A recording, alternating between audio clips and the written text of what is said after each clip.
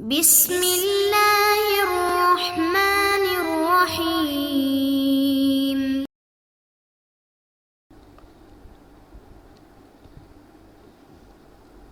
اعوذ باللہ من الشیطان الرجیم، بسم اللہ الرحمن الرحیم۔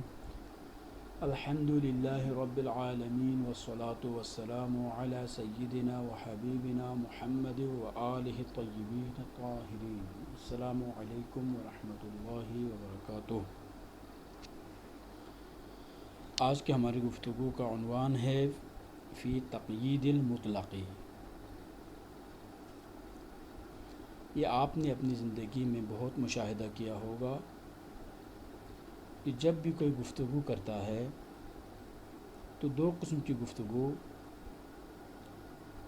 کرتے ہوئے ہمیں لوگ نظر آتے ہیں۔ بعض لوگ وہ ہیں جو ایک ہی کلام میں اپنے تمام ما فی الضمیر کو بیان کرتے ہیں، لیکن بعض لوگ ایسے بھی نظر آتے ہیں جو کبھی مطلق کو ذکر کرتے ہیں، اس کے بعد پھر قید کو ذکر کرتے ہیں۔ تو ہماری گفتگو میں انشاءاللہ آج ہم بحث کریں گے، جب بھی کوئی شخص مطلق ذکر کرے اس کے بعد اس کے لیے کوئی قید ذکر کرے، یعنی اس مطلق کو قید کے ذریعے مقید کریں۔ مقید کرنے کے بعد آیا اس مطلق کا باقی جو افراد ہے، یعنی بعض افراد کو تو قید کے ذریعے خارج کر دیا ہے، تو باقی افراد میں مطلق کا استعمال حقیقت ہے یا مجاز ہے، اس میں ہماری گفتگو ہوگی انشاءاللہ۔ تو ویسے بھی اس کے بارے میں مختلف نظریات پائے جاتے ہیں، لیکن ہم صرف ان میں سے دو اہم اقوال ہے، دو اہم نظریے آپ کی خدمت میں پیش کریں گے۔ ایک سوال جو بنتا ہے وہ سوال یہ ہے کہ تقیید کے بعد کیا مطلق کا استعمال باقی افراد میں مجاز ہوگا یا نہیں؟ جواب یہ ہے کہ اس کے بارے میں اصولیین میں اختلاف موجود ہے۔ چونکہ ہماری گفتگو علم اصول کے بارے میں ہو رہی ہے، اور علم اصول کا بنیادی جو مقصد ہے، بنیادی جو ہدف ہے وہ یہ ہے کہ احکام شرعیہ کو ادلہ شرعیہ کے ذریعے استنباط کریں۔ تو دلیل جو شرعی ہمارے پاس موجود ہے، چاہے وہ قرآن کی شکل میں ہو، چاہے وہ احادیث مبارکہ سنت مبارکہ کی شکل میں ہو، دلیل شرعی میں بعض دلیلیں مطلق ہوتی ہے، بعض الفاظ جو ہے مطلق ذکر کیے جاتے ہیں اور بعض مقید ہے۔ تو پہلا نظریہ یہ ہے کہ تقیید کے بعد مطلق کا استعمال باقی افراد میں مجاز ہوگا مطلقاً، یعنی مطلقاً چاہے قید متصل ہو یا قید منفصل ہو۔ قید متصل اور قید منفصل کا مطلب یہ ہے کہ اگر ایک ہی کلام میں مطلق کو بھی ذکر کیا جائے اور اس کلام میں قید کو بھی ذکر کرے تو اس کو کہا جائے کہ اس قید کو قید متصل ہے، یعنی یہ قید مطلق کے ساتھ ایک ہی کلام میں ذکر ہوئی ہے یہ قید، اور یہ قید جو ہے مطلق کے ساتھ متصل ہے، چونکہ ایک ہی گفتگو میں وہ قید ذکر ہو رہی ہے۔ اور قید منفصل کہیں یا قرنِ منفصلہ کہہ دیں، اس کا مطلب یہ ہے کہ مطلق کو مستقل طور پر ذکر کیا جائے اور اس کے بعد پھر قید کو کسی الگ سے جملے میں مستقل طور پر ذکر کیا جائے تو اس کو قید منفصل کہا جاتا ہے۔ تو یہ جو پہلا قول ہے، ان علماء کے مطابق مطلق اگر آپ اس کو مقید کرتے ہیں، مقید کرنے کے بعد جب کچھ افراد کو خارج کریں گے تو باقی افراد میں ان کو خارج کرنا چاہے قید متصل کے ذریعے ہو یا قید منفصل کے ذریعے ہو، باقی افراد میں اس کا جو استعمال ہے وہ استعمال مجاز ہوگا، یعنی حقیقت نہیں ہے۔ اس نظریے کے جو ماننے والے ہیں وہ بہت سارے علماء ہیں کہ یہ سلطان علماء سے پہلے والے مشہور علماء کا نظریہ یہی ہے، یعنی سلطان علماء جو ہے اس کے بعد کے جو علماء ہیں ان کا نظریہ اور ہے، سلطان علماء سے پہلے جو مشہور علماء تھے ان کا یہی نظریہ تھا کہ مطلق کو جب ہم قید کے ذریعے مقید کریں گے تو باقی افراد میں اس کا استعمال مجاز ہوگا۔ دوسرا قول یہ ہے کہ قید متصل ہو یا منفصل بعد از تقیید مجاز کا موجب نہیں بنے گی، یعنی یہ قید جو ہے مجاز کا سبب نہیں بنے گی۔ اب اس میں کوئی فرق نہیں پڑتا کہ وہ ایک ہی کلام میں قید ذکر ہو اسی مطلق کے ساتھ، یا مطلق اور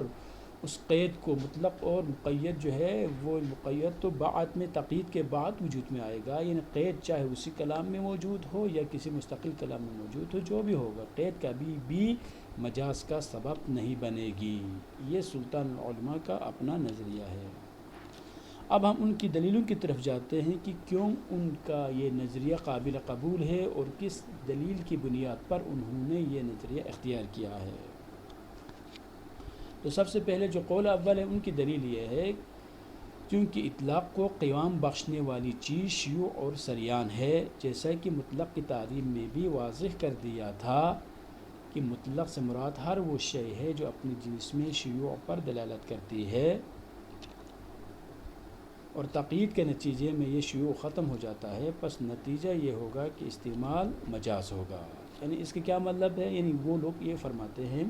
دیکھیں کہ مطلق کو ہم نے کیا کہا، مطلق کو کہا ہر وہ شے جو شیوع پر یعنی بہت سارے افراد کے اس کے اندر موجود ہونے پر دلالت کرے، تب جا کے یہ مطلق وجود میں آ سکتا ہے۔ پس شیوع اور سریان خود مطلق کے لیے یہ مقوم ہے، یعنی اس شیوع اور سریان کے بغیر مطلق وجود میں آتا نہیں ہے۔ اور جیسے ہی آپ نے قید لگائی، قید کے نتیجے میں اس مطلق سے بہت سارے افراد خارج ہو گئے، اور جب یہ افراد خارج ہو گئے تو پھر کیا نتیجہ ہم یہاں سے اخذ کریں گے؟ اس کا مطلب یہ ہوا کہ کل کے لیے وضع کیا تھا، جب آپ بعض میں استعمال کریں گے تو یہ نتیجہ یہ ہوگا کہ استعمال مجاز ہوگا۔ لیکن دوسرا جو قول ہے ان کی دلیل یہ ہے کہ مطلق وضع ہوا ہے ایسی حقیقت کے لیے جو ہر قسم کی قید سے خالی ہوتی ہے، حتیٰ کہ شیوع اور سریان کی قید بھی نہیں پائی جاتی۔ یہ جو علماء ہے ان کا یہ نظریہ ہے کہ نہیں، مطلق ہر قید سے خالی ہو، حتیٰ کہ قید اطلاق بھی اس میں موجود نہ ہو، شیوع اور سریان کی بھی قید اگر موجود نہ ہو تب جا کر ہم اس کو مطلق کہہ سکتے ہیں۔ یعنی مطلق جو ہے، جیسے کہ پہلے لوگوں نے خود شیوع کو اطلاق کا حصہ قرار دیا تھا، یہ لوگ فرماتے نہیں، شیوع بھی تو ایک قید ہے، سریان بھی تو ایک قید ہے، تو یہ سریان اور یہ شیوع بھی مطلق کے موضوع اللہ کا حصہ نہیں ہے۔ جب حصہ نہیں ہے پس تقیید کسی بھی طرح کے تصرف کا سبب نہیں بنتی۔ جب آپ یہ کہتے ہیں کہ اس تقیید کی وجہ سے لفظ کے اپنے موضوع اللہ سے ہٹ کر غیر موضوع اللہ میں استعمال ہونا لازم نہیں آتا، جب لازم نہیں آتا تو پھر مجاز کیسے ہوگا؟ اب صاحب کتاب سے ہم پوچھتے ہیں آپ کا اپنا نظریہ کیا ہے، تو فرماتے ہیں قول دوم حق ہے، کیونکہ تقیید مطلق میں کسی بھی طرح کے مجاز کا سبب نہیں بنتی۔ یعنی صاحب کتاب بھی اسی دوسرے نظریے کو اختیار کرتے ہیں جس نظریے کو اختیار کیا تھا سلطان علماء نے، چاہے مطلق کا موضوع اللہ وہ شے ہو جو اپنی جنس میں شائع ہے، یا موضوع اللہ تمام تر قیود سے خالی نفس ماہیت ہو۔ اب یہاں پر صاحب کتاب کا جو نظریہ ہے وہ تھوڑا سا مختلف ہے، کس سے؟ دوسرے جو قول ہے، نتیجہ دونوں کا ایک ہے لیکن تھوڑا سا مختلف ہے۔ تھوڑا سا مختلف اس معنی میں کہ کیونکہ یہ جو قول دوم کے ماننے والے تھے تو انہوں نے یہ کہا، کیا کہا ہے کہ چونکہ ہم اس نظریے کو مانتے ہیں کہ اطلاق اور شیوع و سریان مطلق کے موضوع اللہ میں شامل نہیں ہے، اس وجہ سے اطلاق کا استعمال بعد از تقیید باقی افراد میں وہ مجاز نہیں ہے۔ لیکن صاحب کتاب فرماتے کوئی فرق نہیں پڑتا، آپ جس نظریے کو بھی اختیار کریں، کہ چاہے آپ کا نظریہ یہ ہو کہ مطلق میں شیوع اور سریان بھی شامل ہے، یا آپ یہ کہتے نہیں مطلق جو ہے اس ماہیت کو کہا جاتا ہے جو ہر قسم کی قید سے خالی ہو، یعنی نفس ماہیت بدون کسی قید کے نفس ماہیت کو ہم مطلق کہتے ہیں۔ جو بھی نظریہ آپ اختیار کریں، تقیید کے نتیجے میں یہاں پر کوئی مجاز لازم نہیں آتا ہے۔ اور ان کی دلیل کیا ہے؟ دلیل فرماتے ہیں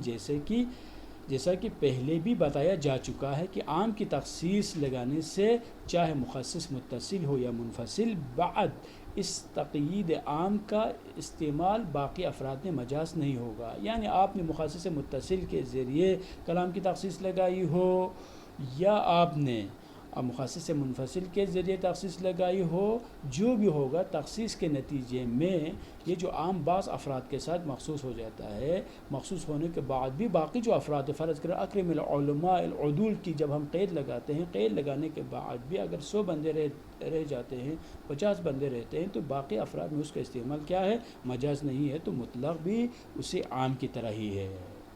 کیونکہ ہر لفظ کیوں وجہ یہ ہے کیونکہ ہر لفظ اپنے اپنے معنی میں استعمال ہو رہا ہے۔ جب آپ کہیں پر مطلق کو ذکر کرتے ہیں یا کہیں پر عام کو ذکر کرتے ہیں، عام کے بعد جو ہے مخصص کو ذکر کرتے ہیں، اور اطلاق میں آپ اگر قید کو ذکر کرتے ہیں اور اس کے نتیجے میں آپ چند افراد کو ہی مقصود متکلم میں شمار کرتے ہیں، تو یہاں پر کیا ہے؟ یہاں پر ہر لفظ اپنے معنی موصولہ میں ہی استعمال ہو رہا ہے، مطلق اپنے معنی موصولہ میں استعمال ہو رہا ہے اور قید اپنے معنی میں استعمال ہو رہی ہے، جس طرح ہم نے کہا مخصص اپنے معنی میں استعمال ہو رہا ہے اور مخصص اپنے معنی میں استعمال ہو رہا ہے، اور ہم نے عمل ان سب کے جو مجموع پر جو ہم نے کیا کرنا ہے؟ عمل کرنا ہے، مجموع کا جو نتیجہ ہوگا وہ ہمارے لیے قابل عمل ہے۔ بس یہاں پر کیا ہے؟ ٹھیک ہے، قید کی وجہ سے عام کا جو دائرہ ہے یا قید کی وجہ سے اطلاق کا جو دائرہ ہے تھوڑا سا تنگ تو ہو چکا ہے، لیکن تنگ ہونا یہاں پر خود مطلق کو غیر معنی موصولہ میں استعمال کرنے کی وجہ سے نہیں ہے، بلکہ اس دائرے کے تنگ ہونا اس قید کی وجہ سے، مطلق اپنے معنی میں استعمال ہو رہا ہے اور قید جو اپنے معنی میں استعمال ہو رہی ہے، تو یہاں پر تعدد دال اور مدلول کے باب سے ہے۔ یہ اگر کوئی مطلق شائع کے لیے وضع ہوا ہے تو یہاں پر وہ اپنے معنی میں ہی استعمال ہو۔ اگر کوئی یہ بھی کہے نا کہ مطلق شائع کے لیے استعمال ہوا ہے تو ہم ان سے یہ کہیں گے یہاں پر بھی شیوع میں ہی یہ جو ہے استعمال ہو رہا ہے، ہم نے کوئی غیر شیوع میں استعمال تو نہیں کیا ہے۔ اگر بعض افراد کو خارج کیا ہے تو مطلق نے خارج نہیں کیا بلکہ اس قید نے خارج کیا ہے جو اس کے بعد ذکر ہوئی ہے۔ بس کسی دوسرے لفظ کے ذریعے مطلق کو مقید کرنے سے غیر معنی موضوع میں مطلق کا استعمال لازم نہیں آتا، کیونکہ یہاں پر دال بھی متعدد ہے اور مدلول بھی متعدد ہے۔ چونکہ دال کیا ہے؟ یہاں پر ایک مطلق ہے، ایک قید ہے، تو یہ ساری چیزیں کیا دال ہے، اور اس کے نتیجے میں ہم نے فرض کریں کہ مؤمن غلام کو آزاد کرنا ضروری ہے۔ یہ جملہ اگر ہم نے اس سے یہ نتیجہ اگر ہم نے اخذ کیا ہے تو یہ نتیجہ اعتق رقبۃ مؤمنۃ پورے جملے کا یہ نتیجہ ہے۔ صرف رقبہ کہہ کر ہم نے مؤمنہ میں اس لفظ کا استعمال نہیں کیا بلکہ ایمان کو ہم نے مؤمنہ سے اخذ کیا ہے۔ مطلق سے ہم اسی کے معنی مراد لیں گے اور معنی آخر کو ہم قید سے سمجھیں گے۔ اب ہم بڑھتے ہیں آج کے سوالات کی طرف۔ سوال یہ ہے کہ کیا تقیید کے بعد مطلق کا استعمال باقی افراد میں مجاز ہے یا نہیں؟ قول اول اور اس کی دلیل بیان کرے، قول دوم کی دلیل کی وضاحت کرے، مصنف کا نظریہ اور دلیل تحریر کرے۔ السلام علیکم ورحمۃ اللہ وبرکاتہ۔